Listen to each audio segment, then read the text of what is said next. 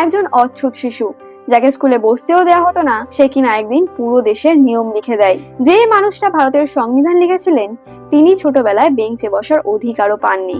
1891 সালের 14 এপ্রিল মহারাষ্ট্রের এক নিম্ন বর্ণের পরিবারে জন্ম।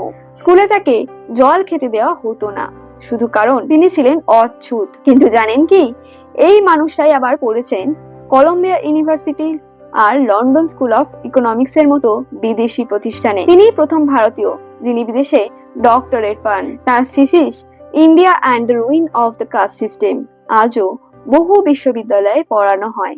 হ্যাঁ, ইনি হলেন ডক্টর ভীমরাও রামজি আম্বেদকর। নামের মধ্যেই একটা ইতিহাস আছে। তিনি একাই লিখেছিলেন ভারতের সংবিধান 1 লক্ষেরও বেশি শব্দে।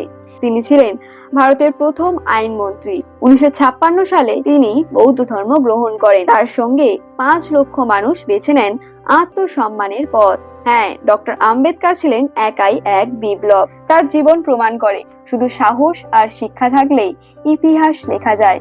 যদি বিশ্বাস করেন জন্ম নয়, কর্মই আসল পরিচয়, তাহলে ভিডিওটা শেয়ার করুন আর কমেন্টে লিখুন শুভ জন্মদিন ডক্টর আম্বেদকর। আর দ্য বংশোত্তর পক্ষ থেকে আপনাকে সহস্র প্রণাম।